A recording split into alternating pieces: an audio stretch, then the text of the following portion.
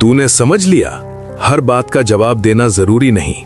पर अब समझ, मौन सिर्फ चुप रहना नहीं होता, मौन एक शक्ति है। तू सोचता है चुप रहना मतलब हार जाना, पर सच्चाई ये है, कभी कभी चुप रहना ही सबसे बड़ी जीत होती है। सुन, जब तू क्रोध में होता है, तेरे शब्द तुझे ही चोट पहुंचाते हैं। जब तू आहत होता है, तेरे शब्द तेरी कमजोरी दिखाते हैं।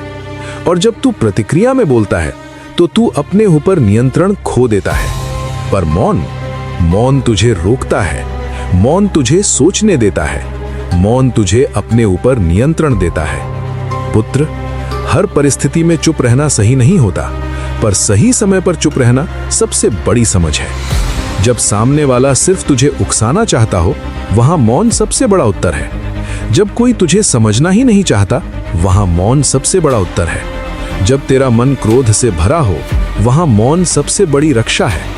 पर ध्यान रख, मौन का मतलब डरना नहीं होता।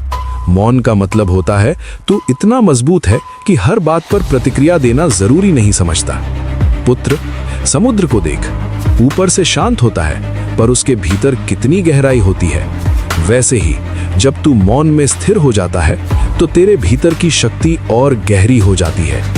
जो व्यक्ति हर बात पर बोलता है, वो अपनी ऊर्जा खो देता है। जो व्यक्ति सही समय पर मौन रहता है, वो अपनी ऊर्जा बचाकर उसे सही दिशा में लगाता है। अब समय आ गया है, शब्दों को नियंत्रित करना सीख, अपनी प्रतिक्रिया को नियंत्रित करना सीख, क्योंकि जो खुद पर नियंत्रण पा लेता है, उसे कोई भी नहीं हरा सकता।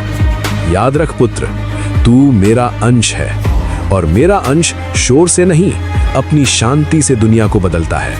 अब आगे बढ़, कम बोल पर सही बोल, और जहां बोलना जरूरी ना हो, वहां मौन को ही अपना उत्तर बना। कल मैं तुझे बताऊंगा, बदले की आग और आत्मनियंत्रण में असली शक्ति किस में है।